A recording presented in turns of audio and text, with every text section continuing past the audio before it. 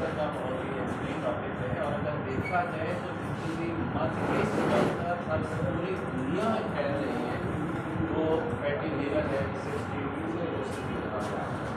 Proper word है, जिसे हम जिगर की चर्बी का शामिल तकरीबन हम चौथा या पाँचवा बंदा इस मंथ के अंदर। ये फैटी लीवर क्या होता है, इसके असबाब क्या होते हैं, इसकी अलामात क्या होती हैं, इसकी डायग्नोसिस क्या होती है, इन सब चीज़ों का चूँकि टाइम कम है कोशिश करूँगा कि अहाता करें, और ये सब चीज़ें हमारे तिब्बत के लिए जानना बहुत ज़रूरी है। क्योंकि मैं अर्ज़ करूँ कि हर पाँचवा मरीज़ आपको ये फैटी लीवर का ही मिलता है। लेकिन फैटी लीवर पे पहले बात करने से पहले हमें ये इल्म होना ज़रूर चाहिए कि इस लीवर के अपने अफ़आल क्या होते हैं। अगर हमें अफ़आल का इल्म होगा तो हम इसकी मर्ज़ की जो अलामात हैं उससे इसको तफरीक कर सकेंगे। अगर हमें यही पता नहीं है इसके सेहत की हालत के अंदर अफ़आल इसके क्या गए हैं, यानी इसकी फिजियोलॉजिकल फंक्शंस क्या है, तो फिर मर्ज़ को हम कैसे समझें। पहले तो ये बता दूं कि जिगर का जो है वो नॉर्मल जो वेट होता है वो तकरीबन 12 से 1300 ग्राम होता है। जो बहुत हेल्दी लोग होते हैं, वेल हाइटेड लोग होते हैं, उनका हो सकता है 1500 ग्राम में भी चला जाए। और के अफ़आल में हमने नज़रिए मुफ़रद अज़ा के भी देखा, अफ़आल 3 लफ्ज़ों में बयान किए गए हैं, तस्फिया है और तनकिया है। यानी ये 3 अफ़आल इसके हैं। तो ये तस्फिया क्या होता है? अब तस्फिया से मुराद ये है जहरों का सफाया कर देना। हमारे जिस्म में जो जहरें पैदा हो रही हैं उसका सफाया कर दिया जाए। और सबसे ख़तरनाक जहर हमारे जिस्म में पैदा होती है वो होती है अमोनिया पैदा होता है। तो कब होता है? जिस वक्त आप प्रोटीन लेते हैं वो हमारे मैदे से छोटी आंत में आता है और उसके बाद अमीनो में कन्वर्ट होता है, तो वहाँ अमोनिया प्रोड्यूस होता है जो कि खून की नाली के जिगर में जाता है। और जिगर उसको क्या करता है, उसको मज़ीद आपको डिटॉक्सिफाई करने के लिए उसको यूरिया में तब्दील करता है और वाटर में तब्दील करता है, यानी इसको पेशाब में खारिज कर दे, पेशाब की सूरत बनाता है और यूरिया की सूरत में होता है और वो हमारे गुर्दों के रास्ते निकल जाते हैं। अगर जिगर ये काम ना करे तो फिर हम देखेंगे कि हमारे इस हमारे साथ क्या क्या इसकी अलामात होती हैं जब इसके तस्फिया का अमल नहीं होगा। इसका मेटाबॉलिज्म का अमल है, जिसे हमने कहा कि आपको पता है कि हज़्म कब्ज़ी भी होता है, हमारी जो भी ग़िज़ाएँ होती हैं जो हमारे मैदे में जाती हैं, मैदे से हाथ में जाती हैं और आँत से फिर ये वो पोर्टल वेन के ज़रिए या फैटिक पोर्टल वेन के ज़रिए हमारे जिगर में जाती हैं। तो वहाँ पर फिर एक और हज़्म कब्ज़ी होता है, यानी हज़म जो एक मैदे का था, और दूसरा वहाँ पर भी जाके क्या होता है, जो खालिस और ज़रूरी चीज़ें वो अखलाक की सूरत में खून में शामिल हो जाती हैं और बाकी जो रद्दी मवाद है वहाँ पेशाब की सूरत में वहाँ से खारिज कर दिया जाता है। यानी मेटाबॉलिज्म का फंक्शन भी इसका होता है। और तीसरा इसका अहम फंक्शन क्या है, ये स्टोरेज आपका ग्लाइकोजन करता है। हमने जो ग़िज़ा खाई वो ग्लूकोज में कन्वर्ट हुई, ग्लूकोज हमारी बॉडी से एक्स्ट्रा था वो ग्लाइकोजन की सूरत में कन्वर्ट हुआ और हमारे लिवर में स्टार्ट होना शुरू हो गया। और चौथा अहम फंक्शन इसका ये क्या है कि ये कोagulation फैक्टर्स पैदा करता है, यानी हमारे खून को जमाने वाले जो फैक्टर्स हैं वो बनाता है।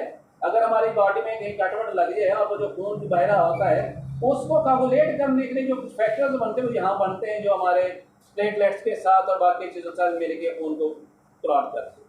तो ये तो इसके बेसिक फंक्शंस थे। अब हम देखते हैं कि असल में ये चर्बी है क्या। लीवर का जैसे मैंने बताया कि इसका अपना वेट इतना होता है, लेकिन इसके अंदर एक चीज़ बता दूँ कि तरीका 5 to 10% इसके जो ऊपर झिल्ली होती है या इसके आप उसके अंदर फैट एक्यूमुलेट होती है वक्त ज़रूरत काम आने के लिए। अगर किसी शख्स के जिगर में 10 से ज़्यादा परसेंट जगह जो है उससे बाई वेट ज़्यादा फैट्स में जमा होना शुरू हो जाए तो हम इसको कहते हैं फैटी लीवर। अब ये आपको इल्म होना चाहिए। और इसके फिर मुख्तलिफ स्टेजेस होती हैं। एक तो नॉर्मल है जहाँ पे 5 to 10% होगा उसको हम नॉर्मल लीवर कहेंगे। अगर 10% से ज़्यादा हो जाएगा हम उसको फैटी लीवर कहेंगे। अगर ये फैटी लीवर आगे बढ़ जाए तो ये जिगर में सोजिश पैदा कर देते हैं, इसे हम कहते हैं स्टीटोसिस हेपेटाइटिस, यानी चर्बी की वजह से जिगर के खुलियात के अंदर सोजिश वाक़या हो गई। अगर यहाँ पर भी हमने इसका इलाज ना किया तो क्या होता है, जब ये फैट डिपॉजिट होती चली जाती है तो उसकी वजह से जिगर के ऊपर मुख्तलिफ किस्म के ज़ख़म होना शुरू हो जाते हैं। और जब ज़ख़म होते हैं तो वहाँ पर एक टिश्यूज़ पैदा होते हैं जिसे हम फाइब्रोस कहते हैं, फाइब्रिक टिश्यूज़ होते हैं और उसकी वजह से लीवर उसके बाद क्या होता है, यानी स्टीटोसिस स्टेटस से वो फाइब्रोसिस में कन्वर्ट हो जाता है। अब फाइब्रोसिस का भी इलाज ना किया जाए तो फिर क्या होता है, ये सिरोसिस में कन्वर्ट होता है। सिरोसिस में क्या होता है कि जिगर के जो खलियात होते हैं वो सख्त हो जाते हैं और जिगर हार्ड हो जाता है, जिसे पत्थर होता है।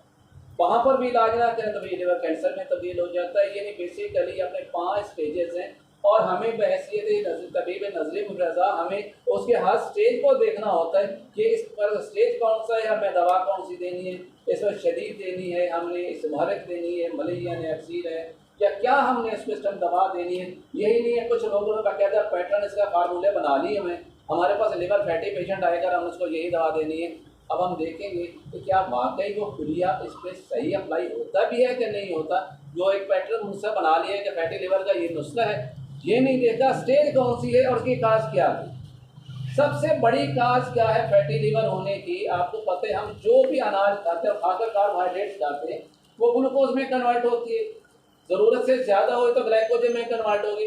अगर उससे भी ज़्यादा होगा तो क्या होगा, वो हमारे अंतड़ियों के अंदर फैट्स की शक्ल में इकट्ठी होना शुरू हो जाएगा। जब वो हिस्सा भर जाएगा तो फिर ये लिवर की तरफ आना शुरू हो जाएगा, फिर लिवर के अंदर डिपॉजिट होना शुरू हो जाएगा।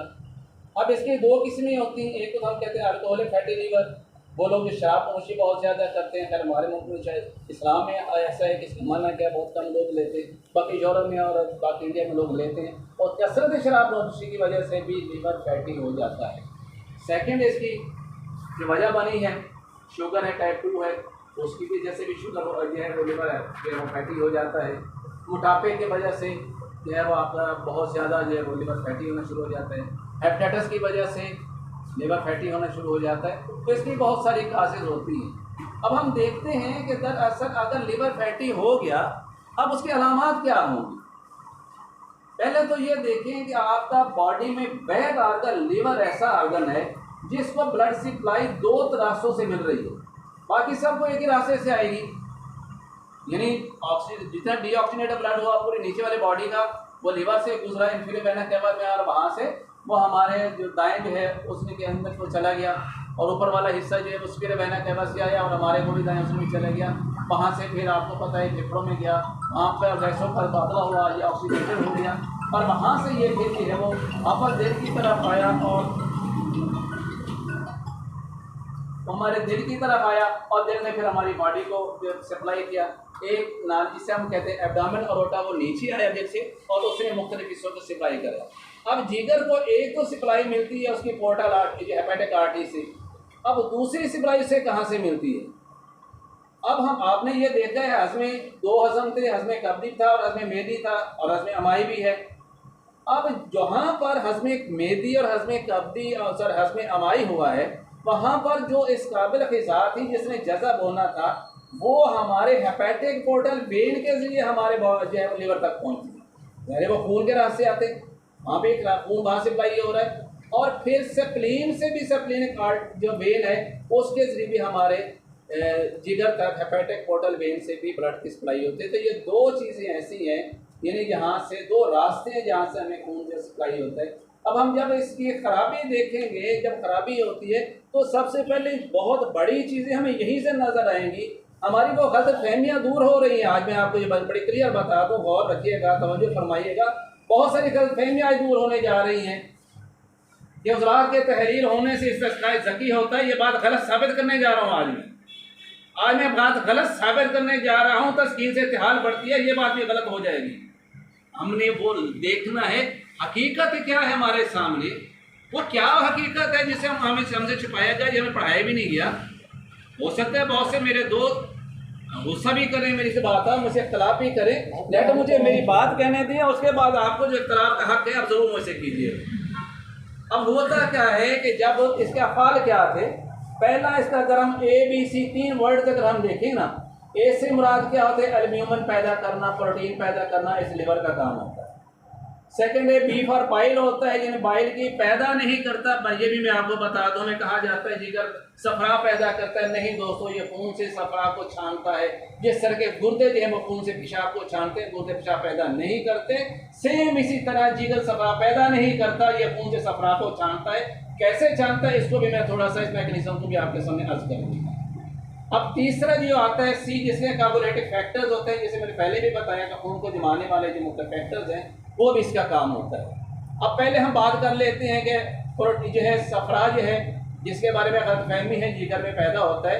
नहीं दोस्तों, जब हमारे आरबीसी जिनकी नॉर्मल लाइफ 120 डेज होती है, अब वो उसकी नॉर्मल लाइफ है, इंसान सेहतमंद है, तो इसलिए डिस्ट्रॉय होना ही होना है। कहाँ होना है? सेप्लिन में जाके होना है, तिहार में जाके होना है, क्योंकि उसका स्ट्रक्चर ऐसा है, जब वहां से जो है आरबीसी जो है वो गुजरेंगे, जिनकी लाइफ पूरी हो चुकी है, डेड हो गए, तो वो डीकम्पोज हो जाएंगे, वो फिर प्रोटीन में डीकम्पोज हो जाएगा और फिर कॉन्जुगेटेड बिलीरुबिन में कन्वर्ट हो जाएगा। अब जब ये कॉन्जुगेटेड बिलीरुबिन जो है हमारा वापस आएगा प्रोटीन के साथ मिलकर। अब ये भी एक बता, protein is a part of सौदा, ये भी मैं अर्ज कर दूं कि protein is a part of सौदा, और सौदा जिसको हमने सबसे निकम्मा कहा था, इसी के साथ ही तो बाकी अखलाक इस पे सर पे चढ़ पे इस पे सवार होकर पूरी बॉडी में घूमती हैं। ये भी बात आयुर्वेदिक ने कही है, और इसी बात को तिब्बत जदीद जो है वो भी कह रही है। यानी ये प्रोटीन पे सवार होगा, इससे प्रोटीन कंबाइन होगी अनकॉन्जुगेटेड के साथ, फिर ये लीवर में आएगी, और लीवर में एक एंजाइम पैदा होगा जिसे हम कहते हैं गाइनोरिक एसिड, एग्जैक्टली इसका यही नाम है।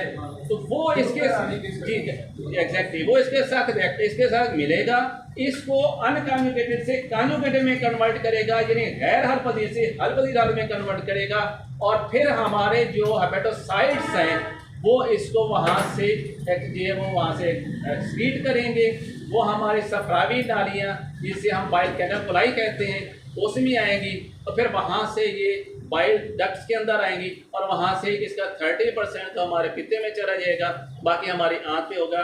तो कहने का मकसद ये है कि सफरा पैदा नहीं हुआ, सफरा खून से खारिज हुआ, अनकॉन्जुगेटेड कॉन्जुगेटेड में कन्वर्ट होता है। अगर अनकॉन्जुगेटेड नहीं होता, कॉन्जुगेटेड बनेगा नहीं, तो सफरा कहाँ से आएगा? खैर ये अलग सी बात है। सेकंड हमने ये कहा कार्बोलेटिव फंक्शन, वो तो बताया। अब अहम जो चीज़ इसमें आ रही है, मैंने कहा प्रोटीन पैदा करना, प्रोटीन पैदा ही करता है जो आपका जिगर है। जिस वक्त प्रोटीन जिगर खराब हो गया, उसके अफाल भी खराब हो गए। अब उसके अफाल खराब होंगे तो क्या होगा? इसके नॉर्मल जो है ना, वो कम से कम 10 mg/dl इसने इस हिसाब से प्रोटीन पैदा करनी है डेली। अब होता है कि इसका फंक्शन स्लो हुआ, प्रोटीन लेवल कम हो गया। जब ये 3.5 mg/dl से भी लेस हो जाएगा, तो इसके अब होगा क्या? बॉडी पे क्या असर मुरतब होंगे? इस प्रोटीन का काम ये है कि आपके खून की नालियों के अंदर ऑस्मोटिक प्रेशर को बरकरार रखे। ऑस्मोटिक प्रेशर भी मैं अभी अर्ज कर दूंगा वो क्या होता है, और इसका ये काम है कि आपके खून के अंदर प्लाज्मा यानी पानी के लेवल को भी मेंटेन करना। ये इसके दो बड़े अहम फंक्शन होते हैं इस प्रोटीन के। अब अगर प्रोटीन कम पैदा हो रही है तो ऑस्मोटिक प्रेशर कम हो रहा है। ऑस्मोटिक प्रेशर क्या है? एक तो दो जो हमारे आपको पता है कि हमारा ब्लड हमारे आज़ा का तज्जिया कैसे करता है। जिस वक्त हमारा खून जो है अरूकी दम या दकीका से तुरशा पाता है रतूबत तलैया की सूरत में, प्लाज्मा की सूरत के अंदर हमारे बैनुल खुलियाती जगह पर, जिसे हम इंटरस्टिशियल स्पेसेस कहते हैं, वहाँ आता है, तो क्या होता है? वहाँ पर प्लाज्मा आ रहा है। प्लाज्मा के अंदर कितना है? मैक्सिमम पानी होता है। अब हाइड्रोस्टैटिक प्रेशर होता है, यानी खून की नालियों का प्रेशर जब पड़ता है, तो आपको पता है अरूके दम या दकीका या कैपरी जो वो सिंगल सेल जैसे बनी हुई दीवारें होती हैं, और उसके सेल्स ओवरलैप होते हैं। जब वो उस पर प्रेशर देता है तो वो खुलते हैं, जिससे आप कहते हैं कि अरूके दम या दकीके में सुराख है। सुराख नहीं होते, उसमें ओवरलैप सेल्स होते हैं। जब प्रेशर पड़ता है तो वो में रास्ता देते हैं और प्लाज्मा बाहर आ जाता है। लेकिन जैसे जैसे वो आगे इसमें वहाँ से रुतूबत खारिज होती चली जाती है, हाइड्रोस्टैटिक प्रेशर कम होता चला जाता है, लेकिन उसका जो ऑस्मोटिक प्रेशर वो मेंटेन रहता है, क्योंकि वो प्रोटीन की वजह से होता है। जिस वक्त हाइड्रोस्टैटिक प्रेशर कम हुआ रहा तो उसके बाद जो है ऑस्मोटिक प्रेशर नॉर्मल रहा, उसने उसको बार बार बाहर फेंकना जो है रुतूबत को फेंकना रोक देगा। अब अगर ये वहाँ पर प्रोटीन ना हो तो क्या होगा कि आपकी नालियों के अंदर ऑस्मोटिक प्रेशर नहीं रहेगा, और आपके खून की नालियों से पानी छन छन के बैनुल खुलियाती जगहों पर आता चला जाएगा। अगर तो बैनुल खुलियाती जगह है जो है वो किसी एक बंद जगह पे है, जैसे फेफड़े की झिल्लियाँ हैं, जैसे दिल के ऊपर झिल्ली है, जैसे दिमाग के ऊपर झिल्ली है, जैसे आपके पेट के अंदर झिल्ली है, तो क्या होगा? वहाँ पर जमा हो जाएगा, और जिस जगह जमा होगा उसका नाम है सस्का कहेंगे। पेट में आएगा तो सस्का जकी हो जाएगा, झिल्लियों में आएगा, दिल में आएगा तो सस्का जो होगा वो कलबी हो जाएगा, फेफड़ों में सस्का रिया हो जाएगा, दिमाग में सस्का रास हो जाएगा, सो जहाँ जहाँ भी है उसके नाम से, तो आया कहाँ से? ये तहलीली उजलात नहीं था, ये प्रोटीन की डेफिशिएंसी थी, ऑस्मोटिक प्रेशर की कमी थी। इस ऑस्मोटिक प्रेशर की कमी की वजह से एक तो वहां से पानी निकला।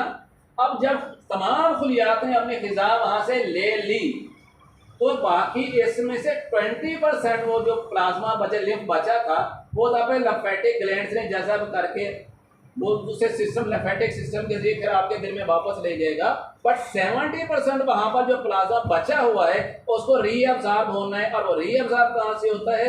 वो भी उन्हीं आर्टियोज में, उन्हीं दौरों के दमिया दकीका में होता है। इस वजह से, उसी ऑस्मोटिक प्रेशर की वजह से, अगर प्रोटीन का लेवल 3.5 से कम हो गया खून के अंदर, तो अब उसके अंदर ऑस्मोटिक प्रेशर रहा ही नहीं है, तो वो बैनुल खुलियाती जगह पर जो पानी आया था, जो प्लाज्मा आया था, तग़ज़िया के बाद वहाँ जो पानी रुक गया था, अब वो जज़ब नहीं होगा और वो आपके जिस्म में रुक जाएगा।